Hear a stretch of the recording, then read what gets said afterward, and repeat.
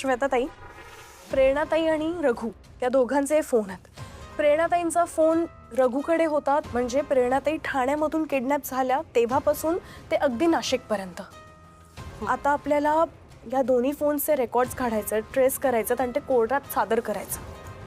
Okay, हे घ्या. हे बघा, मी सांगते त्या पत्त्यावर जा आणि हा अर्ज त्यांना द्या. माझं नाव सांगा. हां, हे दोन्ही फोन एकत्र होते आणि ह्याचे लोकेशन सतत बदलत होते.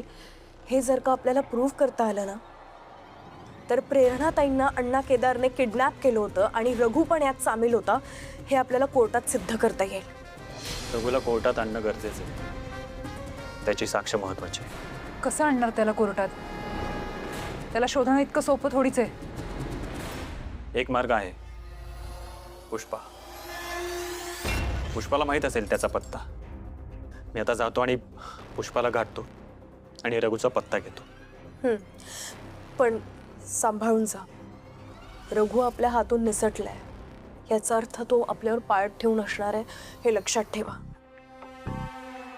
श्वेताताई, तुम्ही सुद्धा जरा जरी अडचण वाटली तरी प्लीज लगेच कॉल करा मला. मला खरंच कळत नाहीये, तू श्वेताताईंना परत त्याच ठिकाणी का पाठवलेस? मला सांगशील का तुझ्या डोक्यात नेमकं काय चाललंय ते?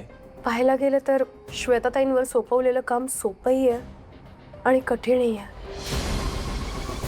हे बघा, करेक्ट टाईम आला ना की मी तुम्हाला सगळं काही सांगेन. विश्वास ठेवा माझ्यावर. विश्वास आहे ग वल्लू, पण त्या एकट्यात म्हटल्यावर टेन्शन येणारच ना. आणि त्यात आता तेजाताई आणि प्रेरणाताई इथे आल्यावर अजित आपल्यासोबत नसेल. या सगळ्याचा त्रास प्रेरणाताईंना होणार आहे. मला खरंच कळत नाही त्यांची समजूत आपण कशी काढणार आहोत. बरोबर आहे.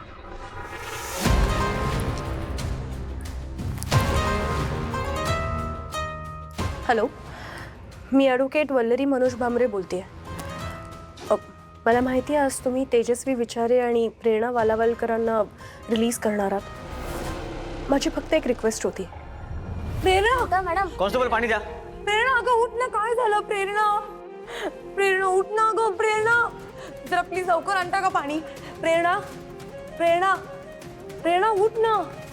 प्रेरणा, प्रेरणा, प्रेरणा, ए प्रेरणा, काय झालं? प्रेरणा, प्रेरणा, काय झालं? प्रेरणा, उठ उठ. प्रेरणा, डोळे उघड नाही. प्रेरणा, हे बघ, अजित आला. अजित, ए प्रेरणा, प्रेरणा बोल ना माझ्याशी. काय होतं प्रेरणा? तेजा ती बोलत का नाहीये? प्रेरणा, ए पाणी पाणी पाणी. प्रेरणा, हे बघ कोण ए आलं? प्रेरणा, उठ. प्रेरणा, उठ. ए प्रेरणा, उठ ना प्लीज. प्रेरणा, ए प्रेरणा, तेजा उठव ना गईला. ए प्रेरणा, अगं नाही ना, मला भीती वाटते. प्रेरणा, हे बघ, डोळे उघड. हे बघ, मी आलोय की रे प्रेरणा. प्रेरणा, प्रेरणा, प्रेरणा, प्रेरणा, उठ उठ. हा हा, मी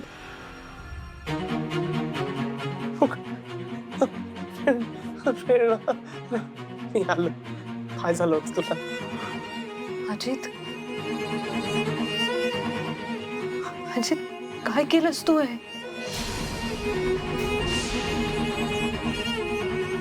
सांग ना, काय केलंस? अरे, मी मारलंय ना अण्णा केदारला? मग तू स्वतःवर आरोप का घेतलास? नाही. अजित, तुला कळतंय का तू काय वागतोयस ते? असं नको करूस प्लीज. आणि तसंही मी आता तुझ्या लायक राहिलेलीच नाही.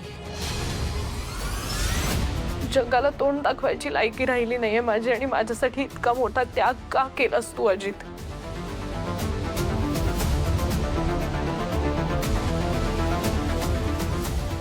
प्रेरणा, अगं तू असं का बोलतेस? हे बघ, तू कुठलाही गुन्हा केलेला नाहीयेस. जे काही झालं त्यात तुझी काहीच चूक नव्हती. चूक होती की नव्हती या गोष्टीला तर काहीच अर्थ उरलेला नाहीये. माझ्या चारित्र्यावर जे शिंतोडे उडायचे ते उडणारच आहेत आता. मी कुठेही तोंड दाखवू शकणारच नाहीये यापुढे.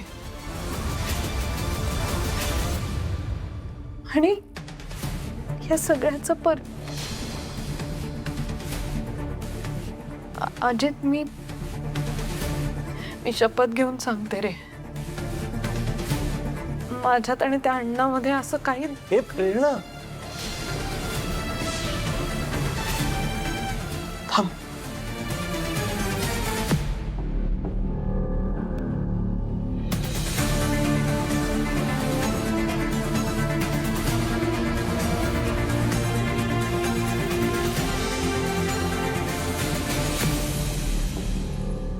प्रेरणा, तुझा अण्णा केदारनी कुठल्या प्रकारे छळ केला, त्यांनी बळजबरी केली का, या सगळ्या प्रश्नांना आपण मागे सारायला हवं.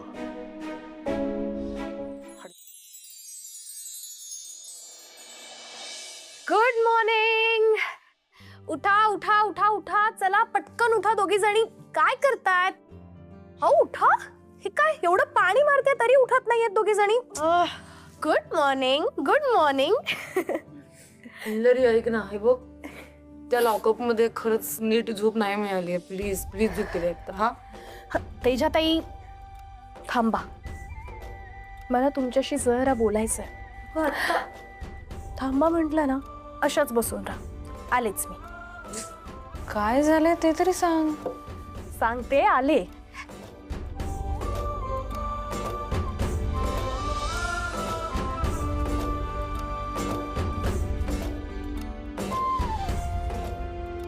मला माहिती आहे आत्ता आपल्या आयुष्यामध्ये खूप प्रॉब्लेम्स सुरू आहेत, टेन्शन आहे.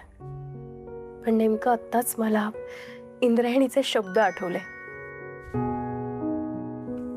ती म्हणते ना, आपल्याला सगळीकडे जर का अंधार दिसत असेल तर त्या अंधारातून वाट काढली पाहिजे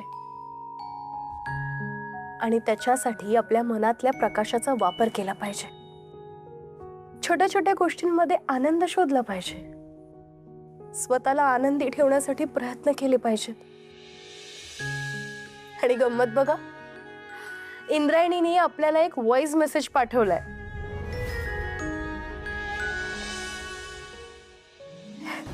नीट ऐका. रामकृष्ण हरी मैत्रिणींनो, खरं तर शाळेच्या कामासाठी जेव्हा नाशिकहून आम्ही निघालो ना, तेव्हाच तुमच्यासाठी भेटवस्तू घेतल्या होत्या. असं वाटलं आनंदात जेव्हा आपली गळा भेट होईल तेव्हा प्रत्यक्षात तुम्हाला ते दे. आदूवर हल्ला झाला, पैशांची बॅग चोरीला गेली, प्रेरणाला तो नालायक माणूस घेऊन गेला आणि या सगळ्या गोंधळात आपल्या मैत्रीचा सोहळा राहूनच गेला. प्रेरणा, मला माहितीये आपल्या समोर असलेलं आव्हान मोठं आहे, पण प्रत्येक आव्हानाला तोंड देण्या एवढी शक्ती आपल्या मैत्रीत आहे. आणि म्हणूनच माझ्या सगळ्या मैत्रिणींना त्यांच्या भेटवस्तू आजच्या आज दिल्या जाव्यात असा आग्रह मी वल्लरीला करते. तर सगळ्यात आधी माझ्या त्या मैत्रिणीला गिफ्ट द्यावं जिचा गळा खूप गोड आहे, थोडीशी तापट आहे, पण रागवली की खरंच लयच सुंदर दिसते, अशी आमची श्वेता. आमची ही श्वेता कायम अशी सुंदर दिसावी म्हणून तिच्यासाठी शृंगारपेटी आणली. श्वेता, मी जरी नाशिकला असले ना तरी तुम्ही सगळ्यांनी ही शृंगारपेटी बघून घ्या, पण ज्याच्यासाठी जे गिफ्ट आणले ना तेच घ्यायचं बरं का. कसं आहे, दोस्ती पक्की मगर गिफ्ट अपना अपना.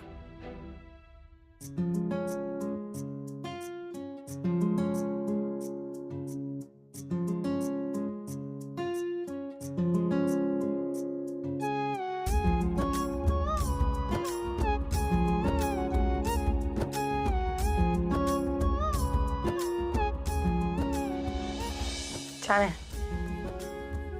तर तेजासाठी आणलाय मी एक छानसा शर्ट. साडीत पण लढता येतं म्हणा, पण तेजाचा जो काही स्वॅग आहे की नाही तो भलताच वेगळा आहे आणि तो फक्त शर्ट मध्येच खुलून दिसतो. शर्ट कसा पटकन घातला जातो ना. साडी नेसताना तेजा स्वतः साडीत कशी गुरफटली होती. तेजा, माझ्या कानावर आला होता बरं का हा किस्सा, म्हणून शर्ट कसा बरा पडेल. तेव्हा मी आपल्या प्रेरणाताईंना विनंती करते की त्यांनी हे शर्ट प्रदान करून आपल्या तेजा मॅडमचा सत्कार करावा आणि स्थानपन्न व्हावे.